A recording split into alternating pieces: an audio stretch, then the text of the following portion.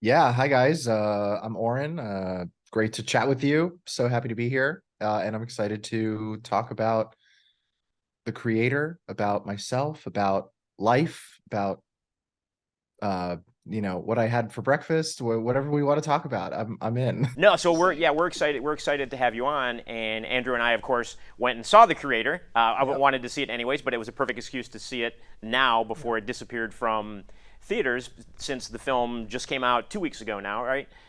2 weeks ago, as of this Yeah. recording. And I really love the film. I can see why Yeah. everyone is talking about it so much. Yeah.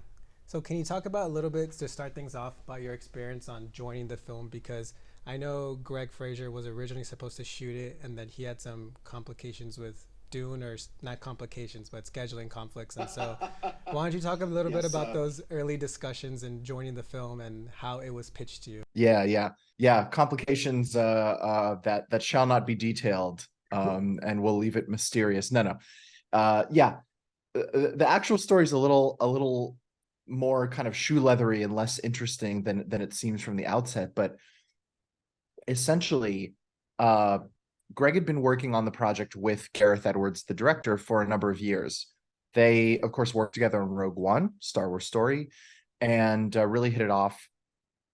And I think had been starting to have conversations even during that movie about the sort of inefficiencies of big budget filmmaking. How can we do things a little bit better, a little bit different next time? Like, how do we change things up? And the genesis of this project kind of came about. I think the germ of the idea of the imagery had been in Gareth's mind for quite a while, but the genesis of the approach, the filmmaking approach, started during and after Rogue One in conversations between him and Greg. So they had been sort of on and off prepping this project and thinking about it and imagining it for a number of years before it ever became a concrete reality. Cut to many years later, 7 years, uh, or I guess six, the project is now taken shape and it has shoot dates. COVID, pandemic, everything caused a bunch of delays, and scheduling became a moving target, especially as it was always designated to be shot in Southeast Asia. And the navigating the morass of lockdowns, isolations, restrictions, like all the different kind of logistical limitations at that time, delayed the start date to a point where Greg no longer became available to work on the film in person full time because of his obligations to Dune Part 2, which was starting prep in early 2022, which is when we were slated to start filming. So earlier in 2021, Greg reached out to me in October and proposed this sort of collaboration, like hybrid cinematographer approach, where we would both receive co-cinematography credit. Greg would stay on board the project as more of a sort of big picture, um, kind of supervising. Uh, it's hard to find an exact word for it, but basically the DP abroad, and then I would be the DP on the ground, essentially, because Greg would be prepping Dune in London, Los Angeles, and scouting locations and that kind of thing. But he was still going to be very involved in the project, heavily involved, um, just not overseeing the day-to-day logistics. That would be my job. But working together with him and with Gareth would be sort of a part of the process between the three of us, and that's pretty much what ended up happening. I had a prior relationship with Greg. Been very fortunate to be able to call him a mentor and somebody who's taken an interest in my work. So yeah, it was a great honor and kind of a really crazy phone call to receive. But um, yeah, I signed up pretty much immediately. I was like, Well, count me in. Sounds like a crazy adventure. How could you say no? no, of course, yeah. That sounds really cool. And so, was it really Gareth and Greg sort of developed in advance of you coming on board? This is what we want the visual look, the visual style to be, and then it's your job to execute that, but at the same time, you're having input into that. And so, like, how much input do you have then? Once they've determined this is what, this is kind of what we want, how much input do you then have to make adjustments and changes? Say, what, I think this would be great if we did this way. You can talk a little bit about, your influence then on the project after they had been talking about it for so long. Yeah, it was, the conversations between them were really focused on how we were going to make the project, not necessarily what it was going to look like, on a minutia level of, specific cinematography ideas, specific lighting approaches, or anything like that. I think on a bigger scale, Gareth as a director is just one of the most prepared and kind of visionary people that I've ever worked with. And he had a really solid idea of what the film was going to look like probably before Greg even came on board. Like, Gareth is just one of the most visually thinking directors that I've ever encountered. And so he's probably had imagery from this film in his mind for decades. Like, it predates his film career, like his filmmaking career, that he's already have images. And so I think from a visual standpoint, we were really going off of Gareth's lead more than anything. Like, he came in, I mean, when I came on board the project, he had sent me, in addition to the script, I got 100 pages of concept art. I got a ton of reference imagery, like just the most prepared pre-production package you've ever seen. And so, like, the imagery and the visuals of the film were pretty vivid, like even just from the script and from the concept art and all of that. So that was a really interesting process to kind of step into that, because I had never experienced that level of preparedness before from a director, and that solid a vision. Typically, now I've only worked in indie films prior to this one. So typically on indie films, the process of honing the visuals is a lot more like kind of chiseling away at marble with the director, and we're both kind of chipping away at this slab of marble until we kind of find the visual look of a film. And that happens during pre-production, where we work together on shot lists and stuff like that. That didn't happen on this project. It was kind of like stepping into a sculpting studio, and there's already this like beautiful marble statue, and it's still rough. It's rough around the edges. It's not polished, but there's a really great shape. And then we're handed these tools, and it's sort of like, all right, polish it. And it's like, but there's already this beautiful statue to work with. Like, it's just it was a different approach, and became a lot more about stepping into Greg and Gareth's conversations about the filmmaking approach, which was a huge component of the movie. And it inspired and influenced the look of the film quite a bit. Like, the two were very intrinsically entwined. The way that we made the film, the way that we shot it, and the way that we wanted it to look and feel were connected. So it was really stepping into those conversations. And like I'd mentioned, Greg and Gareth had been having them for years. And then as things started ramping up more actively for pre-production, this was in the fall of 2021. Yeah, we would basically just talk every day on Zoom like this, and look through reference images, discuss specifics, and start to really hone in on what we needed to do and what we needed to provide Gareth in order to achieve the visuals and the look and the style that he was after for the project. So, Oren, we do want to go back to your beginnings and your background, but since we're already on this path of talking about the creator, and you specifically had talked about the style and everything you want to do, we're gonna keep going that direction. So yeah. I know it has been discussed ad nauseum that the FX3 was the camera, and everybody is like, oh my God, and of course Gareth, in interviews has mentioned, you could buy this at Best Buy, and this is what we use to shoot the film.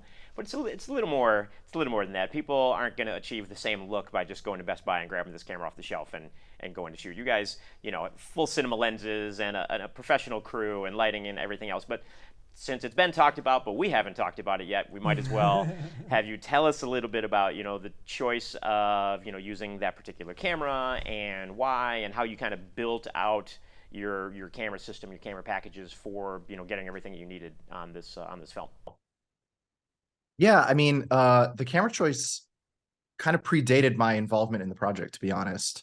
Greg and Gareth had sort of already identified that camera earlier in that year of pre-production, and it came from a very simple place. Gareth is a shooter. Like Gareth is a cinematographer, and he shoots a lot of his own footage, and he's constantly um, like Greg describes it as Gareth really sees the world through a camera lens. And he's just always kind of out and about with a camera, especially when he's prepping a project, looking through the viewfinder, looking at the monitor, framing up, um, searching for the imagery. Like on this project, he did extensive scouting in Southeast Asia before COVID even happened, and which the footage of which was actually edited into basically like the sizzle reel pitch video for the way that he pitched to the studios. And Gareth travels around. Gareth has always just been very open to and embracing of what's called quote unquote prosumer technology. Like he's just never really shied away from uh, off the shelf cameras that, like you said, you can buy at Best Buy. And that extends to his first movie, Monsters, which he shot on the Sony EX3, which was like a very early, it was an HD digital camera, but it was basically a camcorder. Yeah, I still own a Sony EX1 that I have owned for many years and used on a lot of Oh things. my God. That was a great camera. I used Yeah. that for a ton of stuff. I really enjoyed it. Yeah, it's a great camera. We had it at NYU. I started at NYU in 2010, and that camera was sort of right at its peak. So I was very familiar with it at the time. And on Gareth's location scouts and everything, he uses just a DSLR, like a pretty bog standard mirrorless. I think it's a Nikon. And so that's kind of just his filmmaking style. He's very used to shooting solo. He's very used to just having a camera in his hand without all the bells and whistles and the accoutrements of like a bigger cinema package. And that was really how he wanted to make this film. Is he wanted to make this film in a way that evoked that filmmaking style and that feeling of just having a small camera in your hand, and just kind of going out there and gathering footage, like almost documentary style. So that's where the FX3 came from. It was basically looking for, like, is there a cinema level camera that has that form factor, that's the size and shape of a DSLR that you could just hold in your hand? And there is, and it's the FX3. And I think that camera came out the year that we started prepping. So it was like early 2021 that camera showed up on the market. And as soon as it did, I think they saw it at NAB or one of the Cinegear, probably. I don't think they went to NAB, but Cinegear, and they were just like, that's it. This is it. This is the camera.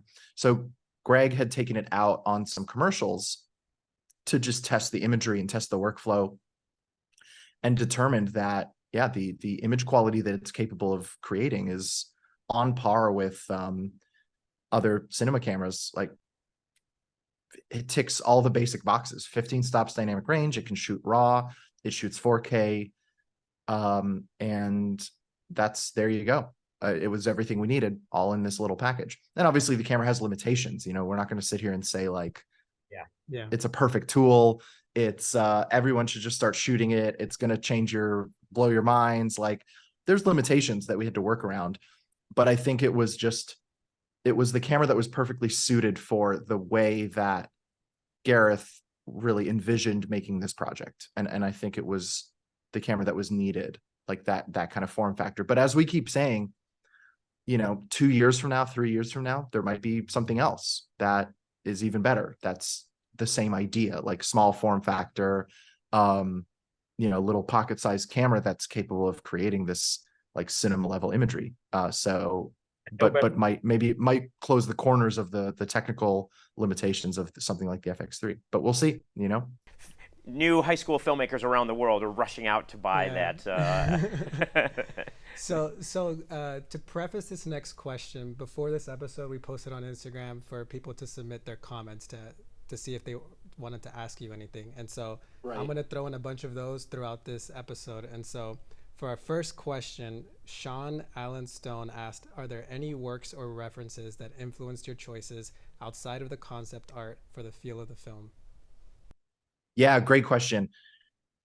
We looked at a lot of films. Gareth is a cinephile at heart, and he's a true filmmaker in that regard, and knows cinema, loves cinema, classic cinema, um, probably more so than contemporary. Like, I don't think he watches a lot of modern movies, but he's very well versed in the classics, especially in the sci-fi genre that we all kind of love and grew up with. So, yeah, the influences on this film, visually especially, are very eclectic. It stems from, or it spans from the obvious. Like, there's a lot of Blade Runner in the movie. There's a lot of Alien, Ridley Scott. There's a lot of the original Star Wars, Lucas Star Wars 77. Uh, but there's also a lot of Terrence Malick. There's a lot of Baraka we looked at and talked about quite a bit. And Baraka, if people aren't familiar, is one of the most stunning films ever shot, one of the most visually beautiful films ever created, and is directed by the cinematographer of Koyaanisqatsi. His name is Ron Frick, or maybe it might be Fricky. I actually don't know how to pronounce it, which is embarrassing. But yeah, it's a non-narrative film, but it's hard to call it a documentary because it doesn't really have a subject matter or a storyline. It's an experimental film that's about place, and it's about people and culture, and it's filmed in 70 millimeter film, like all in all the most beautiful places in the world that exist, and when just depicting cultures and ceremonies, and temples and mountain vistas and everything you can imagine in the most beautiful lyrical style. But it is all real. It's all documentary footage. It's not lit. It's not so yeah, Baraka was a big influence, so much so that really our mission statement, while kind of prepping and coming up with the visual approach to the project, was like, if there existed a film that was Baraka, that looked like Baraka but had robots in it, that was what we were trying to do, was like something that had that sense of place and sense of visuals, but had sci-fi.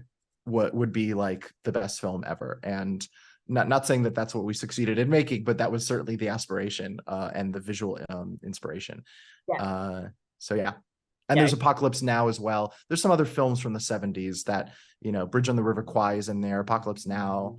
Yeah, it very much felt like, when I was watching it, and if you have to tell somebody later on, it's always like, it's this meets this, and I was like, well, it's Blade Runner meets Platoon or Full Metal Jacket, Apocalypse Now. And obviously it had that Vietnam war era feel, especially for certain shots with the doors open on those VTOL aircraft, where it's the classic Vietnam shot out the side of the helicopter with the machine gun type of thing that you've seen in a bunch of flying over the rice paddies. And so Exactly. was there any sort of, obviously that's a visual influence on the film, was there sort of any thought process story-wise of revisiting Vietnam in American history is a very can be controversial issue at times with a lot of people, even though it's been 50 years now since the war almost. Can you talk about are there any of the storylines that were baked in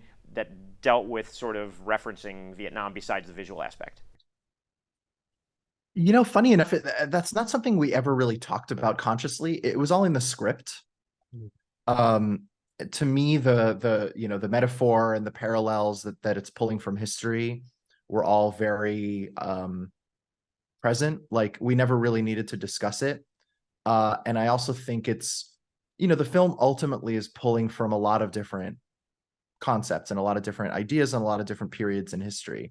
Like, I think there's a little bit of, there's the Iraq War in there, the War on Terror, there's Vietnam War, but there's also like Isaac Asimov, there's Philip K. Dick. Like, it's at the end of the day, I think the film is, in a good way, like a hodgepodge of different influences and visuals and ideas. And it doesn't set out to be a specific metaphor or specific allegory for like any past conflict, but I think the overall effect is one that evokes like a specific emotion and a specific emotional response to the stakes and to like the state of the world as it depicted in the film. And hopefully there's enough parallels and sort of anchors to like real world experiences that immerse the audience into the world of this film, which is ultimately the goal. Like, I think all of this serves the purpose of creating a film that feels more believable and more grounded for an audience. And really, all of our filmmaking choices were stemmed from that desire as well. Like, at the end of the day, every choice we made, the way to shoot the film, the camera, the location work, all of it, it was all designed to create something immersive and to create something believable for an audience. So yeah, I think the kind of real world parallels are a part of that. They're a part of that tapestry of creating something that feels familiar and that we can relate to emotionally as an audience and connect to the characters. Yeah, and so speaking of framing this film, another question we got was from Ethan Simi, who actually runs an A24 fan podcast, which is really fun, and I listen to. He didn't Awesome. quick plug. He asked, "What's I the love that. part of framing a sci-fi world from an already existing physical space slash location?" Because you shot this on location, and so what was the most difficult part of framing a sci-fi world from an already existing location? The most difficult part, I mean, there wasn't anything difficult about it. It was the opposite. I mean, that was why we did it, was because often, and this is something that Greg and Gareth had found from their past experiences, often what becomes difficult when trying to create a sci-fi world is that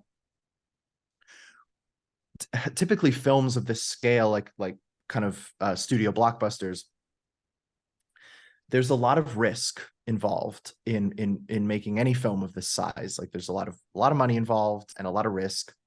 And in order to mitigate that risk, what studios will typically do, and filmmakers, and this is completely understandable why they would want to do this, is you do a ton of concept art, you do a ton of design work ahead of time, you do previs, you do all of these all of this design work in order to like protect yourself as a filmmaker and as a studio. And you can say, well, here are our goalposts. Like, this is what we're trying to hit. And when you create all of that design work and you create that framework for you to work within, it actually ends up becoming a lot harder to hit those goalposts sometimes, or not harder, but it takes a lot of work. And you actually end up spending like most of your work and time kind of chasing the designs that you've already had approved. For example, like, I don't know, they share all the artwork with the executives and they all say, yep, this looks good, let's make this movie. And then you spend a ton of time and resources and energy chasing those approvals, like chasing what you have designed. And then oftentimes that involves building huge sets and doing a ton of extensive previs, like I mentioned, and doing a lot of visual effects work in advance of filming, and shooting on green screens and figuring out foreground lighting and all of this stuff. And Gareth just really, really wanted to avoid all of that and design a movie backwards, which is actually the way he did his first film, Monsters, which was shoot entirely on location without any visual effects necessarily designed. Maybe there's some early ideas, like early sketch work, that kind of thing, but he doesn't have specific like shots or designs in mind when he starts filming the movie. And then once the film is edited, once the film is shot on location entirely without necessarily taking into account visual effects, and then edited, then the design work starts. And when you're designing a film to footage that you've filmed, everything becomes a little easier. It just all falls into place because you're reacting to and you're responding to real locations, real geography, real shapes, geometry, architecture that were present on location. And all of that ends up influencing and inspiring the sci-fi of it all. Yeah. And it's just a much more organic process. It's something, and the end result feels a lot more um, immersive and lived in, but also from a technical level, like the visual effects just look more real because they're so heavily based on plate photography, on real location plate photography. So you kind of end up getting the best of all worlds. And Gareth has a great metaphor that he uses to describe this process, which is that typically a film of this scale involves a process of um, spending your pre-production drawing a bunch of targets on a wall, and then production is you take 20 steps back and then you just start throwing darts at the wall and you're trying to hit these targets, and sometimes you get close and sometimes you hit a bullseye and sometimes you miss. And production is a very complicated mechanism, and it's very difficult to always hit those bullseyes. Yeah, and I think that's maybe why the film feels Yeah. so kind of fresh and authentic, and people are Mm. responding to it so well. They almost don't know why, but the film just feels different than a lot of other films, and I think it's because of that authenticity of shooting on location. And I think Yes. maybe your indie filmmaker background, where that's when you're an indie filmmaker, as I've been in the past, that's what you do. You don't have any other choice but to go shoot on location and figure it out as you go, and then it probably expense wise for the film, if you just are going in later and be like, well, this is the shot, fill in the special effects, as opposed to building tons and tons and tons of effect shots that may or may not end up in the film, that has to keep the cost down a little bit for the production too.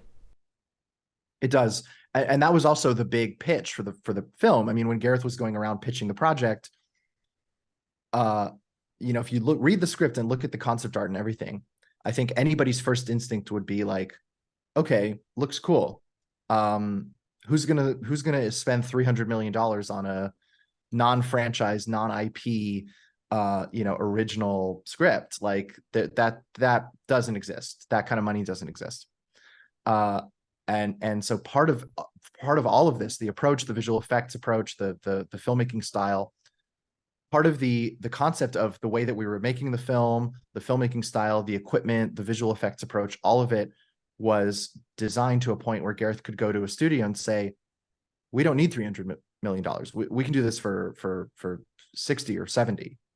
And our end budget was around 80 mil.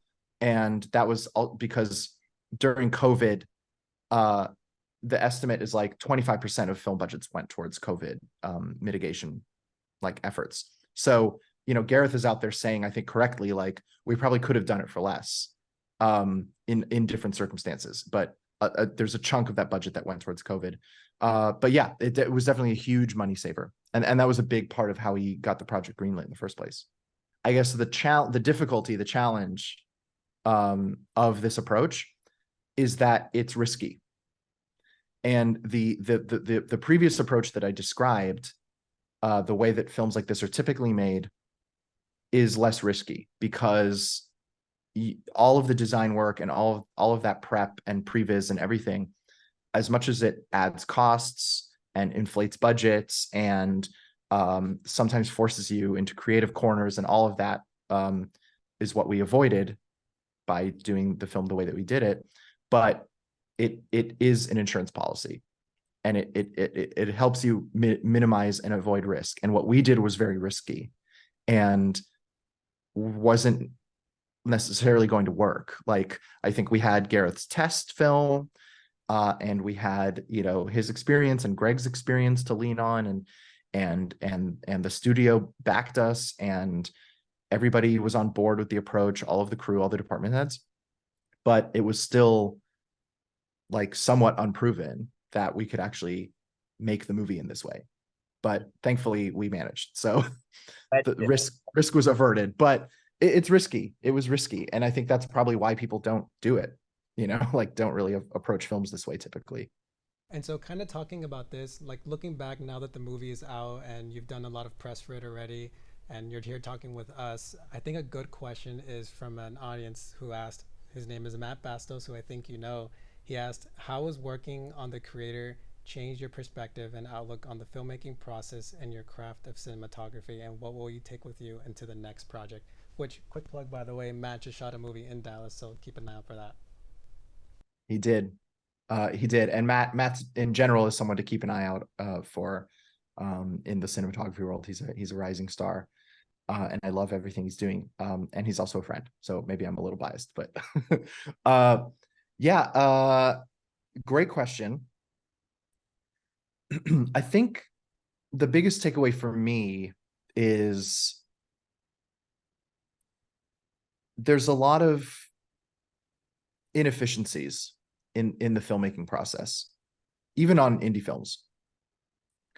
And what Greg and Gareth, their conversations and experiences, was challenging the inefficiencies of filmmaking. And I think that's how we managed to keep costs down. But I also think that it opened up a lot of creative opportunities that are all on screen in the film in ways that I've often, even on indie films in the past, felt somewhat limited by the box that filmmaking can be in and can put you in sometimes, the creative box. And sometimes you feel stuck in that box because you have to hit certain targets or hit certain goals or do things a certain way based on how you plan them.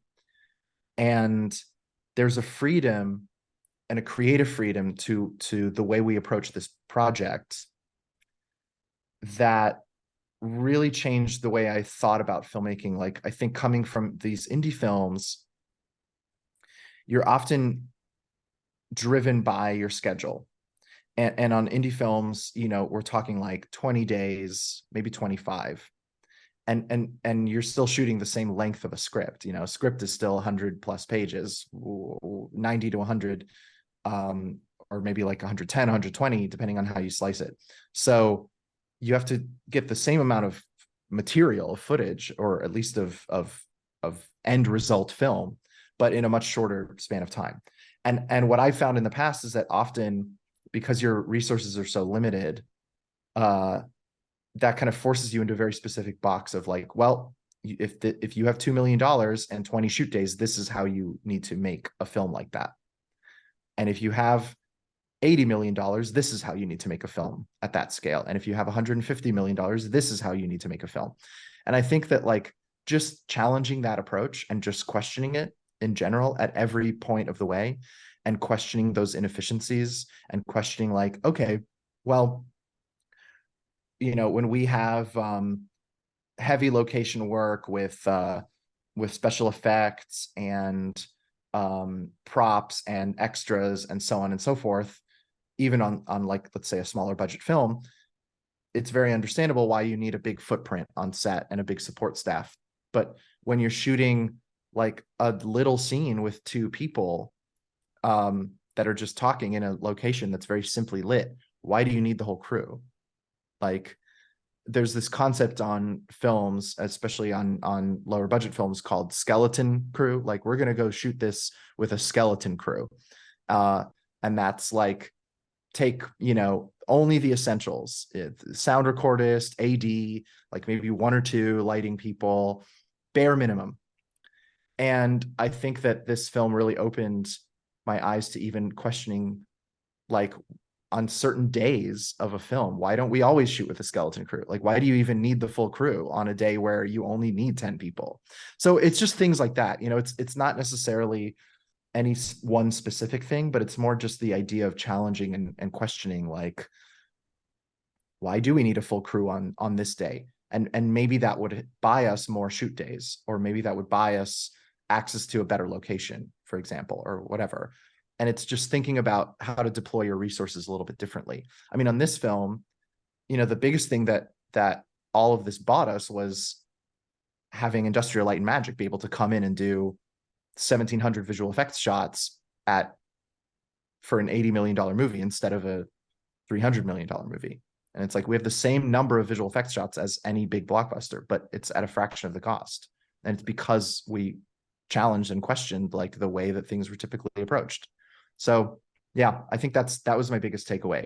And it's just approaching upcoming projects with an open mind, and with an open mind to approach and to equipment and anything. It could manifest itself in different ways. But I'm excited to see how it will in upcoming films. Yeah, I was going to say, I think, obviously you moving forward now, will probably take this approach with you where you're able to make those decisions, and Gareth will as well.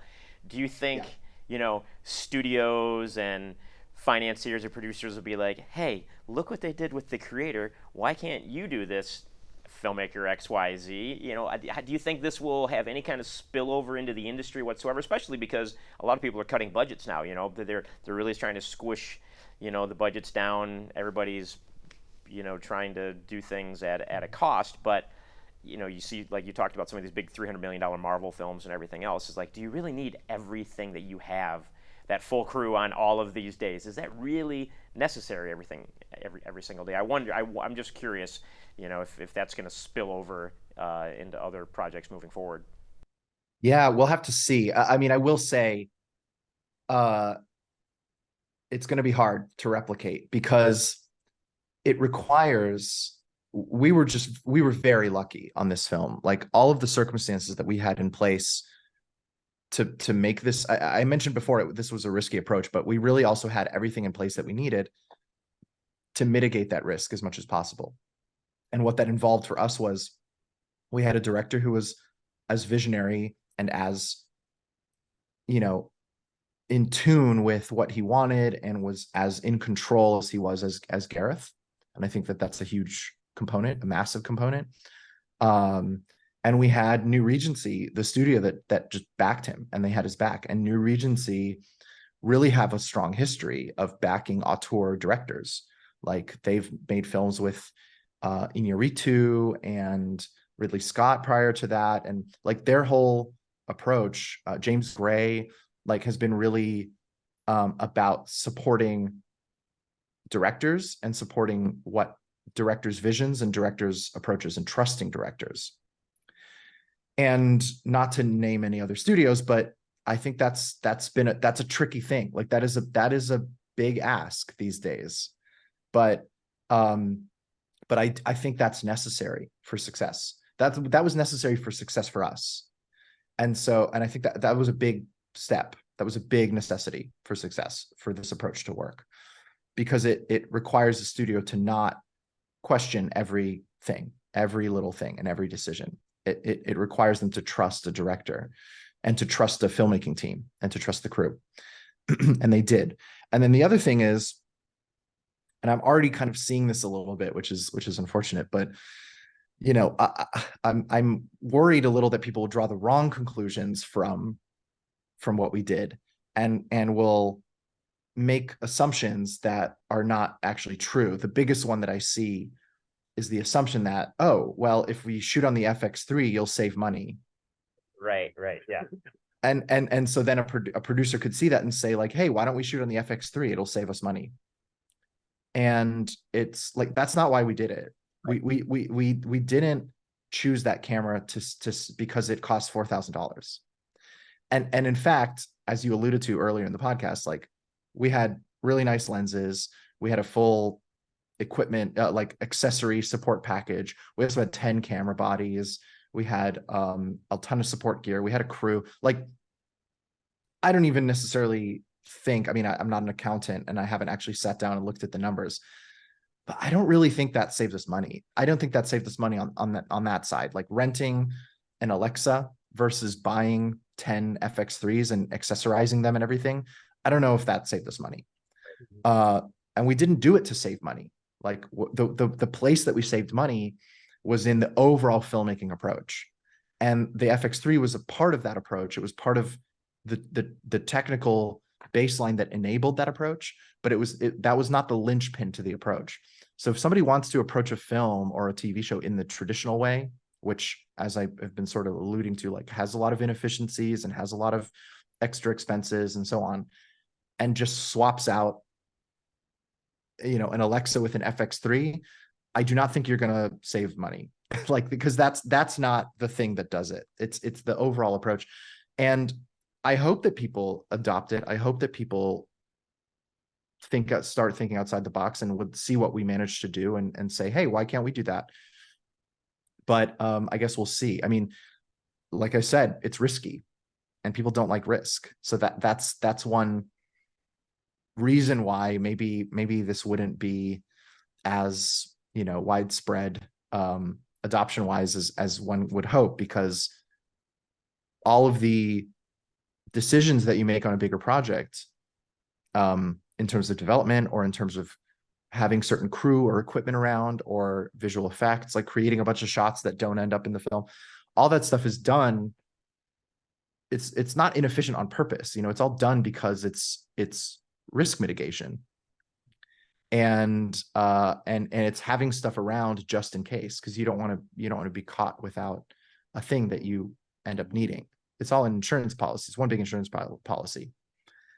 And so it's tricky. It's tricky to approach a film the way that we did, because it requires, you know, swimming without the flotation devices. Like, you just gotta dive in and hope that you float, and hope that you remember how to swim, and hope that the whole crew can swim. Yeah, and commit to those choices. And be open and allow some of the choices and the flaws and the mistakes or the things that you didn't get, like embracing that and putting that in the film and letting that guide decision making down the road. Like, it's a very fluid approach to filmmaking, and it's not one that I think a lot of people are attuned to, but for us it was the right way to make this film, and it was the way that it's something that Gareth is very attuned to as a filmmaker. But yeah, I hope there's other people out there who try it, because I do think the results can be really spectacular. But, you know, we'll see if any directors and studios want to take the challenge, want to accept the challenge. Yeah, and so speaking about Gareth and like talking about your collaboration, Brandon Rivera wants to know, how do you prefer to communicate with directors to make sure there's solid collaboration? And I think this is a good question for up and coming directors and also cinematographers who are looking to find a partner or producing partner, whatever it is. And so, again, just one more time, how do you prefer to communicate with directors to make sure there's solid collaboration? Yeah, it's a good question. I mean, I've found that the ultimately what's most important, especially on a long form project, is to really get to know a director on a personal level. And once you really start to understand a person, you don't need to communicate that much, because you have a deeper layer of understanding, and you can start to think like they think, and you start to see the world the way that they see it. And so that was really what was important for me on this project, especially because I was stepping into a world that was already so fleshed out and so envisioned by Gareth, that yeah, the most important thing for me was to really understand how he saw the world, and how he saw this world, but also just how he saw filmmaking in general. And that just involved spending time with him, honestly, and talking about not even necessarily this project, like talking about other movies, you know, and talking about what he likes about Blade Runner, and, you know, what he likes about Star Wars, understanding him at that level. On this project especially, Gareth was also operating the camera, which I don't think we mentioned, but is an important detail. And he was also a producer on the project. And so he had so much on his plate that my goal, like every day, was basically like, how can I talk to him the least? Like, how can I not add to his already like overbearing day to day? Like, he has to answer questions from a million different people. He has to operate the camera. He has to talk to the crew. He has to talk to the production designer and costume designer and makeup artists and produce the film and everything. So my entire approach was like, how can I take stuff off of his plate? How can I like lighten his load by understanding the filmmaking approach and understanding how he sees this project and what he likes and how he sees the world, and being able to kind of be there for him, essentially, and take that stuff off without having to over communicate it.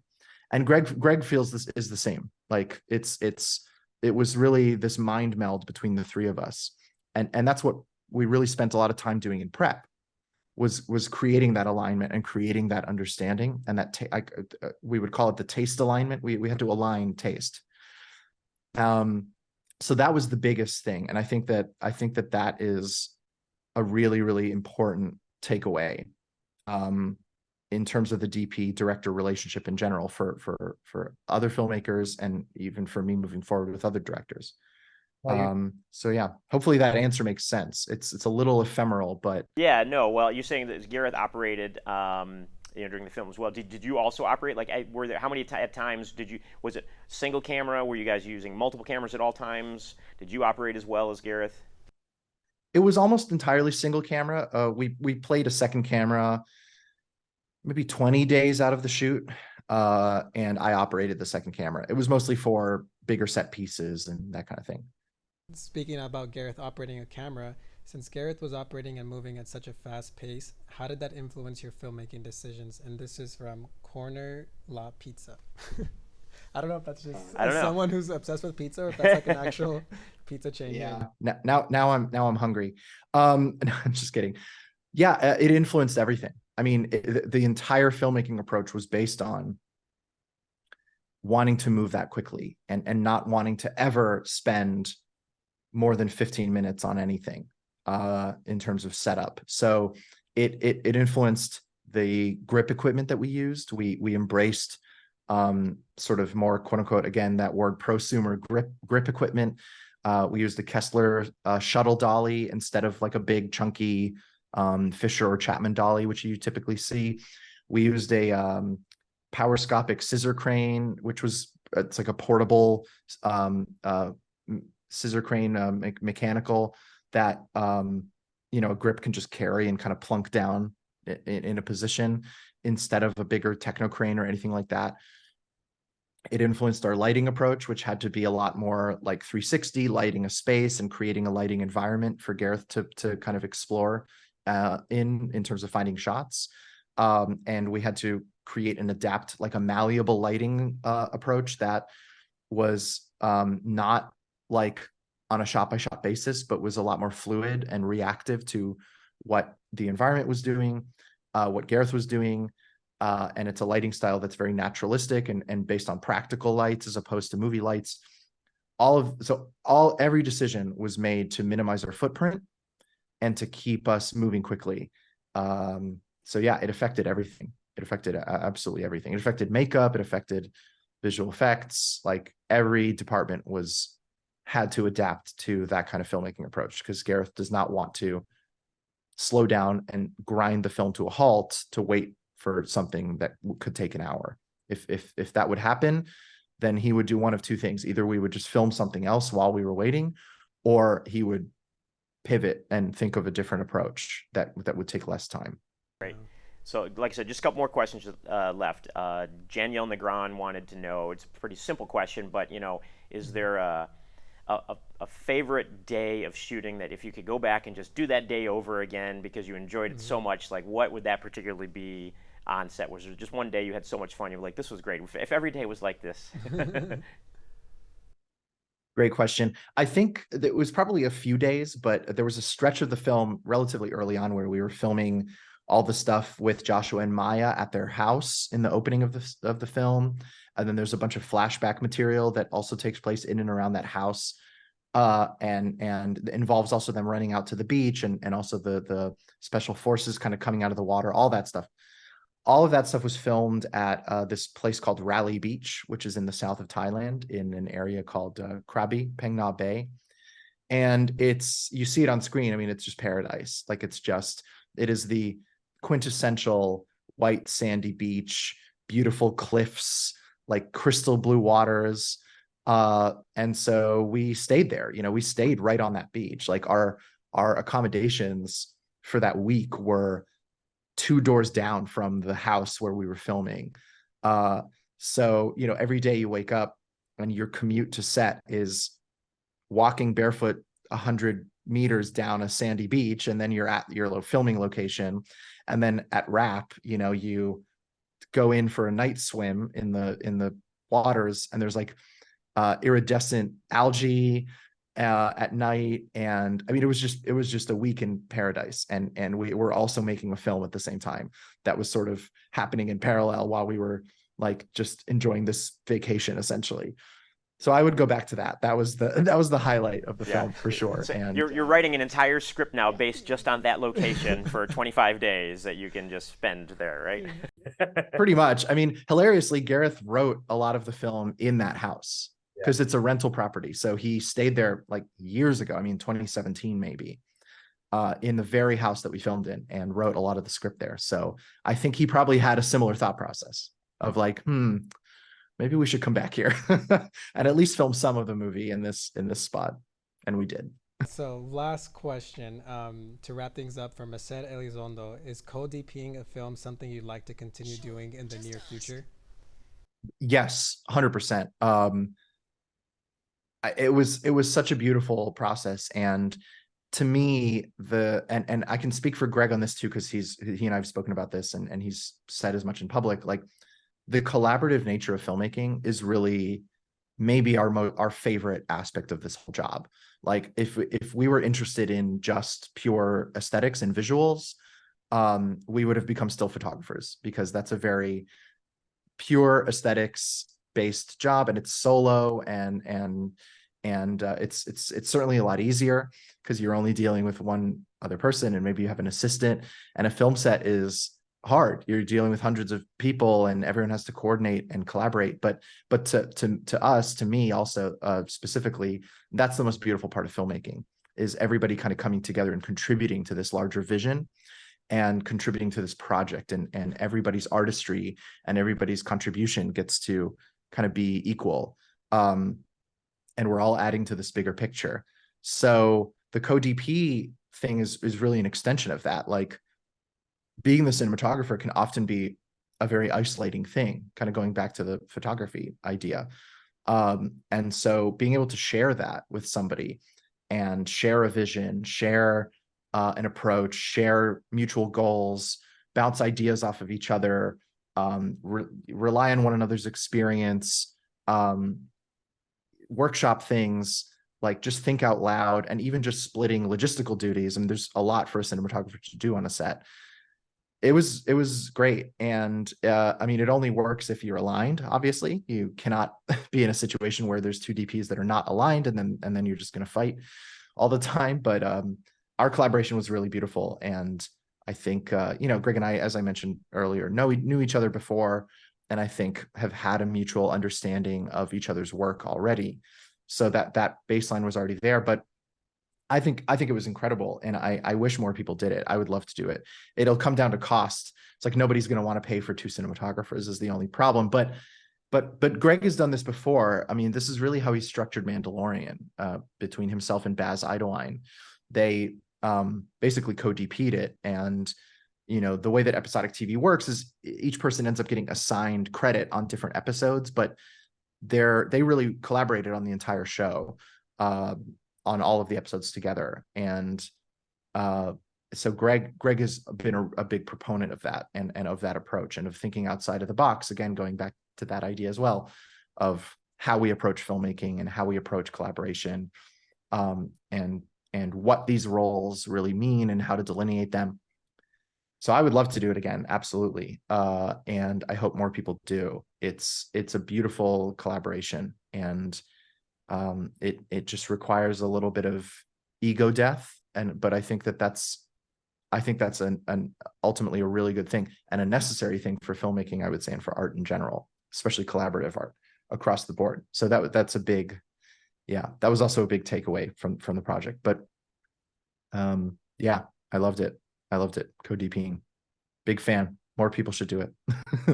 Well, Oren, we have to wrap up, but we definitely could talk for another hour. We didn't get into your background at all. Yeah. We didn't talk about what you've got coming next. Yeah. So maybe we'll talk about doing another episode where we've covered the creator. We can talk more about Oren and what you're doing, and what your vision for the future and future projects are. But thank you so much for being on the Dallas Film Podcast. We love having you. It was a great conversation. We look forward to talking to you again soon.